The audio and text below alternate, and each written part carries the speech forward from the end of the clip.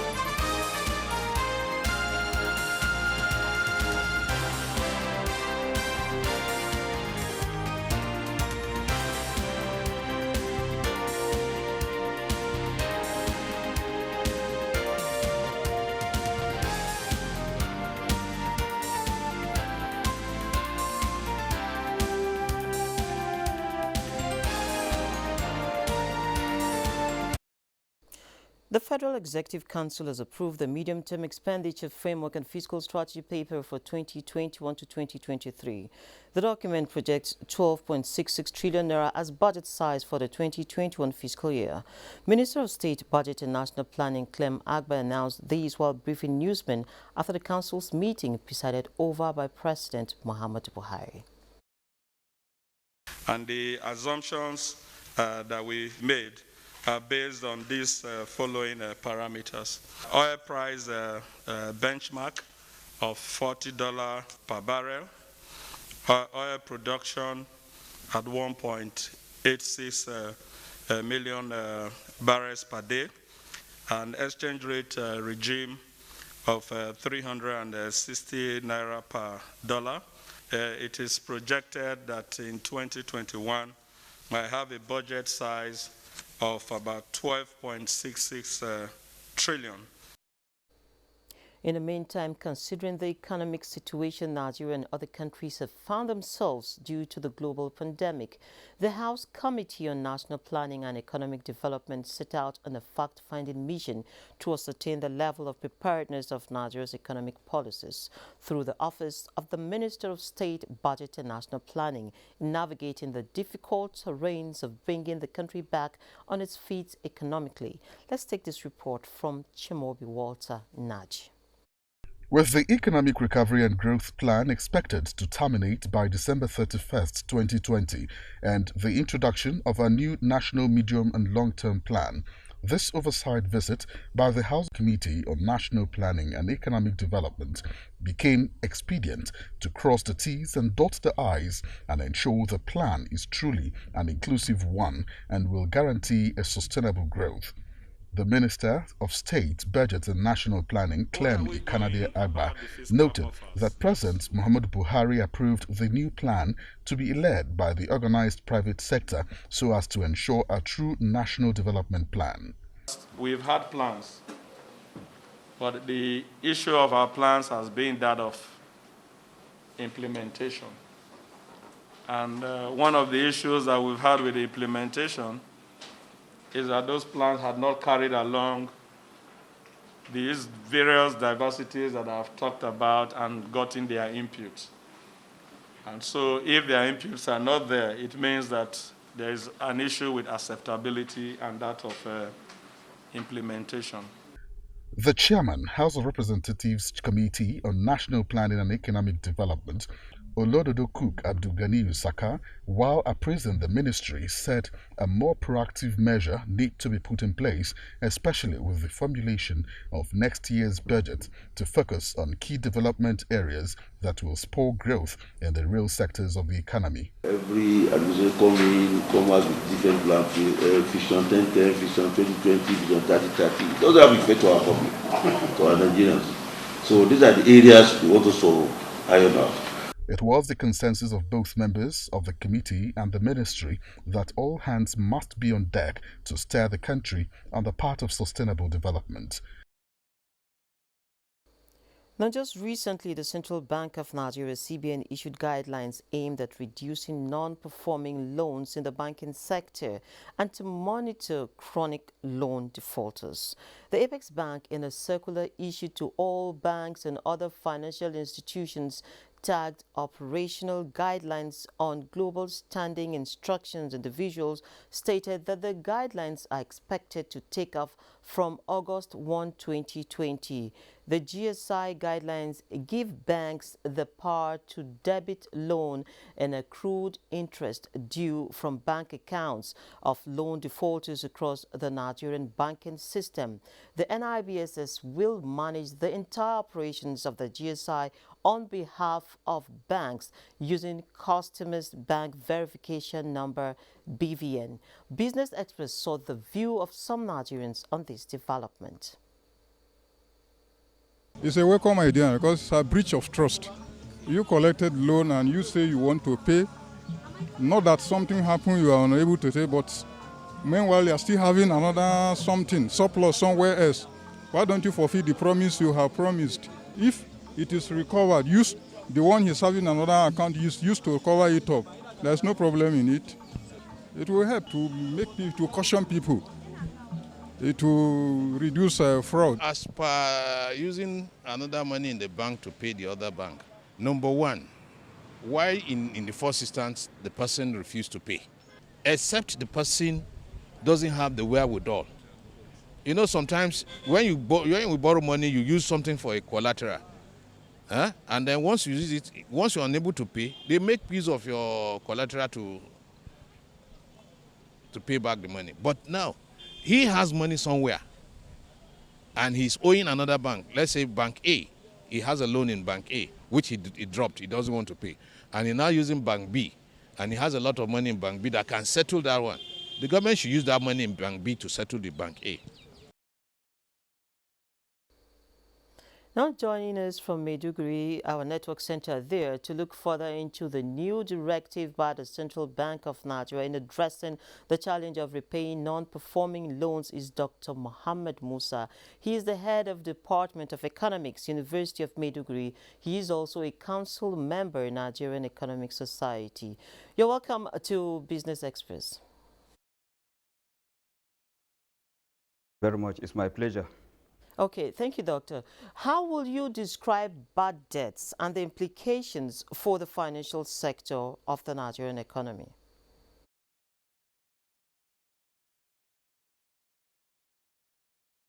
Sorry, pardon? I'm asking how you're going to describe the bad debts, the scenario around bad debts in Nigeria and the implications of these bad debts for the financial sector of Nigeria's economy. Okay, thank you very much.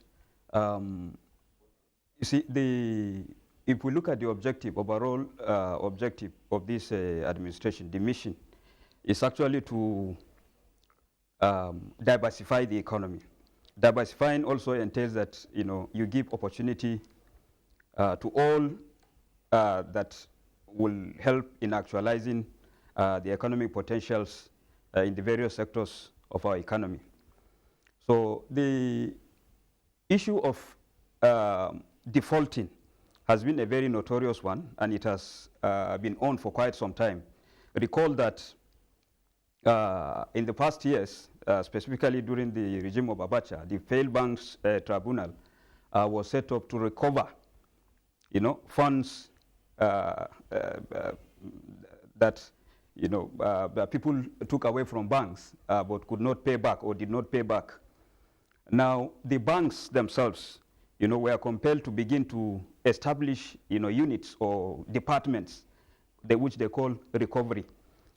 That clearly shows that, the issue of default has been very, very critical, and has been very, very problematic. So, bringing in the funds to the bank, making people to pay, to live up to their obligations by paying, creates an avenue for inclusion. It means that resources will again be available, for all those who are in need, deficit units that are in need, of those resources.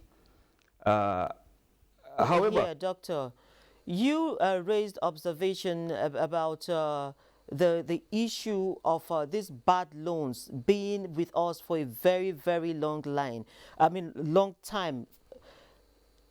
Doctor, can you hear me? Okay. You raised the observation that these bad loans and debts have been with us for a very, very long time. So over time, why is it so difficult for us to do away with bad debts? And why are the debtors refusing to pay up? You see, we have quite a number of explanations to that. First, people often use their connections, either in government or in the bank itself, through connections to those that are in high places, to collect loans. Thereafter, they use the same connections, to protect themselves or to shield themselves from paying back, what they have collected. And then two, because I look at the default, from two levels. First, not living up to your own payment obligations. And then two, refusing to utilize what you have collected for the purpose, you have collected. That will challenge your ability, to pay back. So I think the major things are that, and sometimes people have recently alleged, that even the process of collecting the the loan itself, has been riddled with corruption, meaning that, when you take loan, officials approving the loan will also, get a share out of what you have collected. So that makes, the repayment very challenging and very difficult to achieve. But let us hope that this, policy by the central bank, this approval by the central bank, will finally, solve the problem of default. So can you just help us to identify the pros and, of course, the cons of this action by the central bank? Okay, the action, it is, of course, to me, by my judgment, it is a bit, sudden. It needed, mobilization for people to really appreciate the essence of the policy. And the paying back, has tremendous advantage, like I said, for the diversification, drive of the present administration. Unless if you have, because the intention of the banks, the intention of the credit policy is to achieve the 1:65 LDR, which means loan to deposit ratio. If the funds are not coming, if loans are not paid back, then certainly there will be a key issue, in meeting the credit requirements of the economy, and therefore the ability of the economy to achieve, the much touted or the much talked about diversification. Now, the other thing, technological muscle to ensure that this works, and also what will happen to agencies like AMCON, whose main duty is claiming bad debts? Okay, let me take the question again. Do you think Nigeria has the technological muscle to ensure that this work in the first place? And what happens to agencies like AMCON, for instance, whose main duty is claiming bad debts? Yes, there has been quite a number of statements made about the role of AMCON. And then, especially over the years, the inability of AMCON, to recover those debts has actually, eroded some bit of confidence in its ability to, to achieve that. So I think that is why the central bank has gone ahead, to approve the debiting, of the account of these chronic defaulters. On the issue of technology, the NIBSS, has been doing a great deal of work in terms of facilitating, transactions. So the development, like I said, will have to be enhanced over time, especially the technology angle of it. And I think the NIBSS can really, be empowered and further developed to work on the technology angle. To thank you very much, Dr. Mohammed Musa, for joining us from our Maiduguri Network Center. Thank you for coming on the program this morning. Thank you. It's a delight. Thank you. Now, this is Business Express, and it is reaching you from Abuja, Nigeria's capital. The program continues after this break.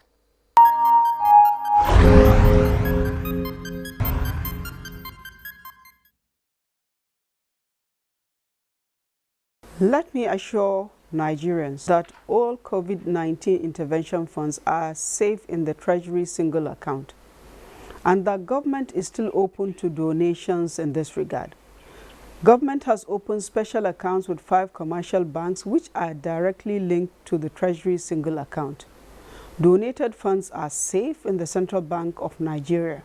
For verifiable information about the funds and other financial obligations of the federal government, please contact us directly at the Federal Ministry of Finance, Budget and National Planning. The account details for the donations are as follows.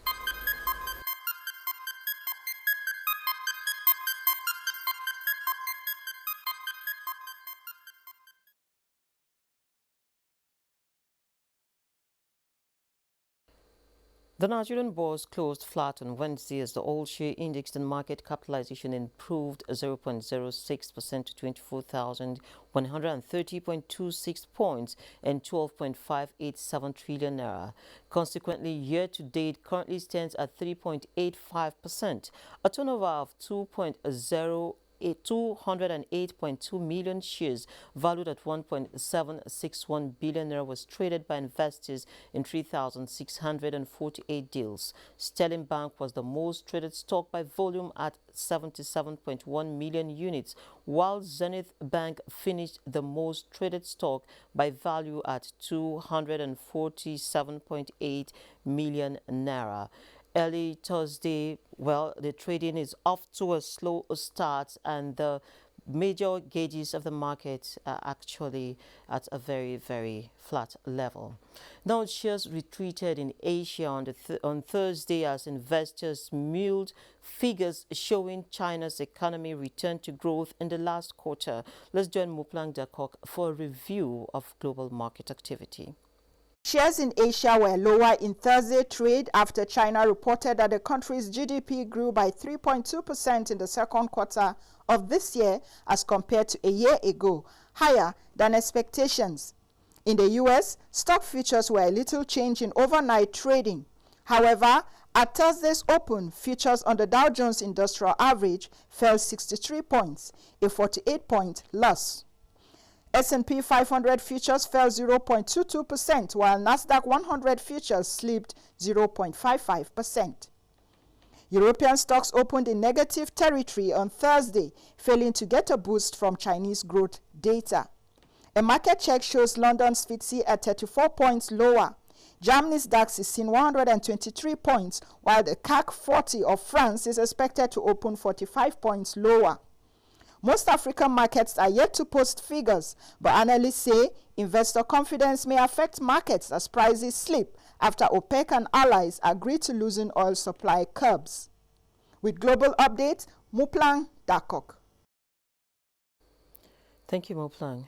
Now, the Organization of Petroleum Exporting Countries, OPEC, has ended its 20th meeting of the Joint Ministerial Monitoring Committee with optimism over developments in the volatile oil market. Here's how commodities are faring this Thursday morning.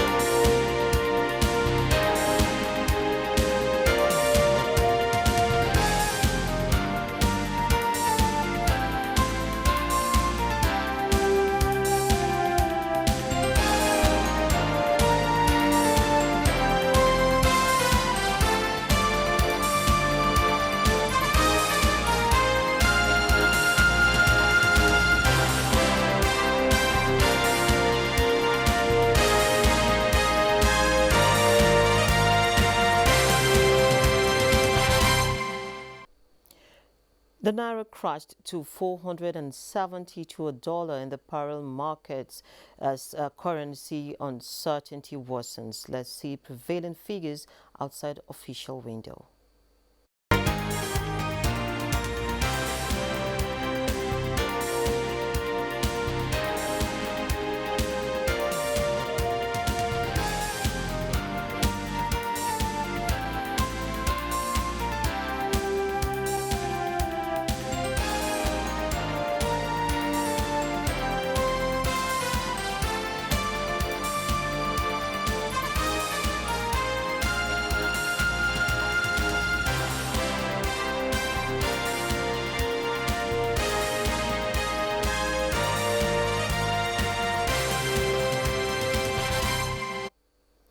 And that wraps this edition of A Business Express. Be informed that all previous episodes are available on YouTube on the NTA's channel. You can also communicate with us on Twitter. The handle is NTA News Now. Don't forget to use the hashtag #ItIsBizExp. Remember to follow the COVID-19 guidelines to protect yourself and others.